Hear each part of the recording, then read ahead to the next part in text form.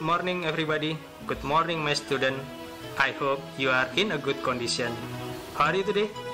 Hopefully you are in a good condition. Today, me as a homeroom teacher from 11 Social 1 will tell you about discipline when we are at home. But don't forget to like and subscribe this video channel. Before we continue our morning habitation today, let us pray together. Pray, begin. Let us pray together.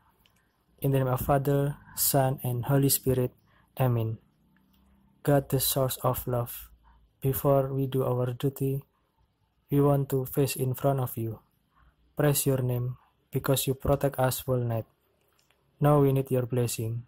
Let our heart and hand in order to your guidance, we start and finish our lesson.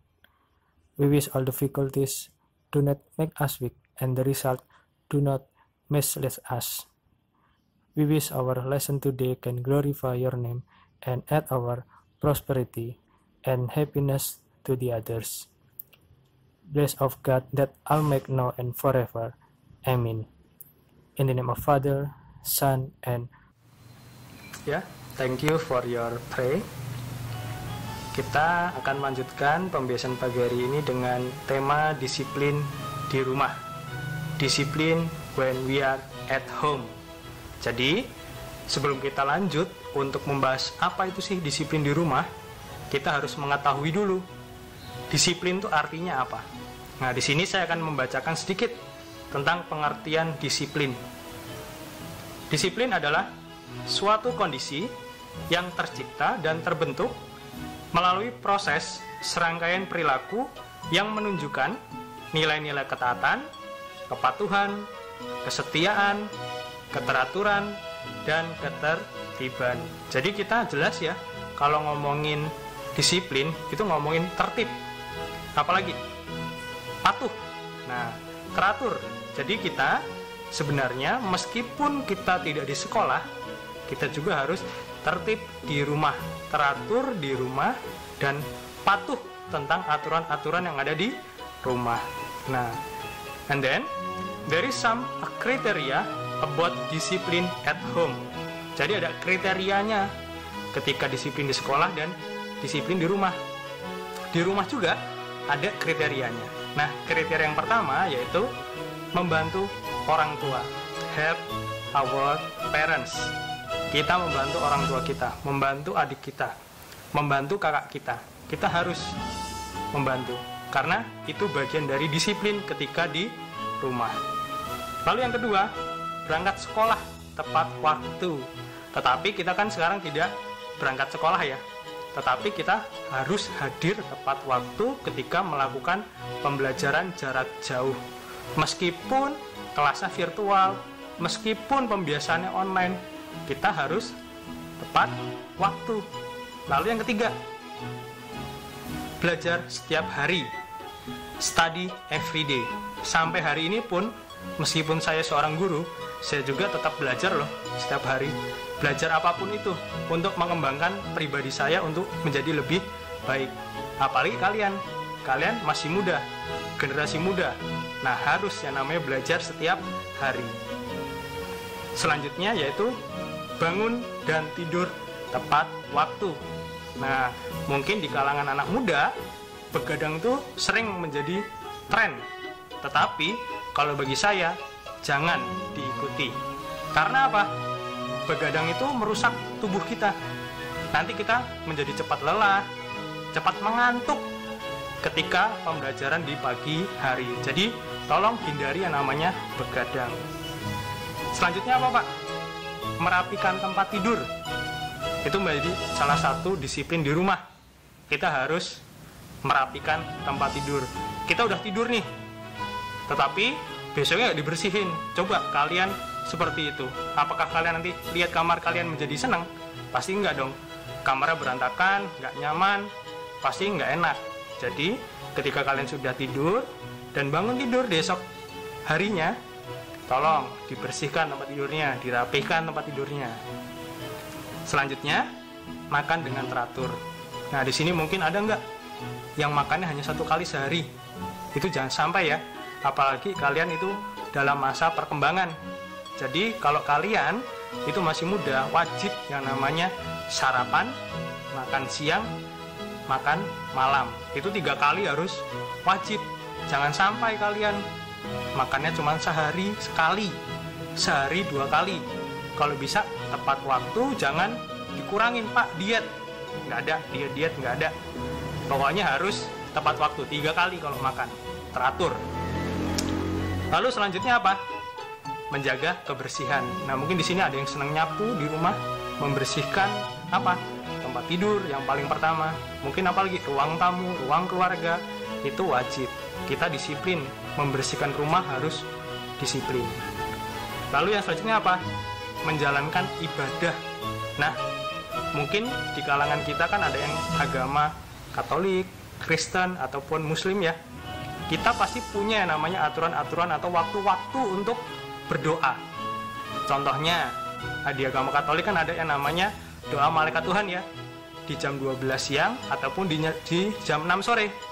Nah, di jam 12 siang nanti, saya harap kalian saat teduh dulu sebentar. Doa malaikat Tuhan, doa Angelus. Kan nggak lama tuh, kita bisa berdoa. Nah, tadi kita sebelum belajar, sebelum pembiasaan tadi, kita kan juga berdoa ya. Nah, jadi kita harus rutin yang namanya berdoa meskipun di rumah. Itu kita harus disiplin. Selanjutnya apa? Mandi. Nah, mandi pun harus disiplin meskipun di rumah. Jangan sampai, wah nggak sekolah nih, nggak mandi deh, kan nggak kelihatan, Pak. Ya, itu kan kembali ke kita ya. Kita mau mandi atau enggak, tetapi ya di mana-mana supaya badan sehat itu harus mandi. Kita biar sehat, biar kuat, biar seger, fresh. Nah, itu harap mandi. Nah, nanti di sini mungkin ada yang belum mandi, cepet mandi biar PJJ-nya lancar, biar PJJ-nya nggak kerasa ngantuk. Karena habis bangun tidur nggak mandi, nanti nggak semangat. Jadi harus mandi. Lalu yang selanjutnya apa? Penggunaan listrik. Nah, di sini mungkin kalian nih suka yang namanya main game sambil dicas HP-nya. Jadi jangan ya. Kita harus disiplin dalam penggunaan listrik. Kalian belum tahu, belum merasakan membayar listrik itu berapa mahalnya. Orang tua kalian bingung mungkin. Ada yang bingung atau mungkin ada yang biasa aja. Tetapi saran saya, yang namanya penggunaan listrik harus dimanfaatkan dengan baik. Jangan semua dicolokin. Pak, saya di rumah sendirian, jadi saya butuh ada suara-suara yang menemani. Suara apa, Pak? Suara TV. Nah, itu nggak boleh. Meskipun kita sendiri di rumah, pengen ada kayak semacam suara yang nemanin, jangan TV-nya dibiarkan melihat kita. Jangan sampai seperti itu. Kan sebenarnya kita yang melihat TV ya, tapi TV yang melihat kita, itu nggak baik. Itu pemborosan listrik. Jadi kita kalau bisa dalam waktu dekat ini, sekarang ini, tolong manfaatkan listrik dengan baik. Jadi seperti itu kriteria-kriteria tentang disiplin di rumah. Disiplin when we are at home. Lalu ada lagi nggak, Pak? Ada. Kita selanjutnya ngomongin what is the benefit from discipline at home. Manfaatnya apa sih? Apakah cuma ada tuntutan-tuntutan aja, Pak? Enggak. Ada manfaatnya. Nah, di sini saya menemukan 4 manfaat when we are discipline at home. Yang pertama, itu menumbuhkan kepedulian. Peduli terhadap siapa? Sesama kita, keluarga kita. Dari situ kita akan peduli. Lalu yang kedua, mengajarkan keteraturan. Nah, karena kita disiplin, pasti nanti akan teratur hidupnya. Lalu yang ketiga apa? Tumbuhnya kemandirian. Tanpa disuruh udah otomatis. Wah, jam segini saya harus mandi, jam segini saya harus belajar, jam segini harus makan.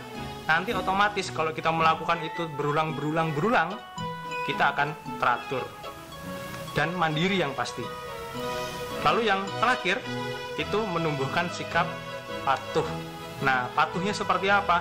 Ya, kita akan kita akan terfokus sama hal-hal yang sudah biasa kita lakukan. Patuh terhadap waktu, patuh terhadap aturan. Aturan ini ada di mana, Pak? Ada di rumah.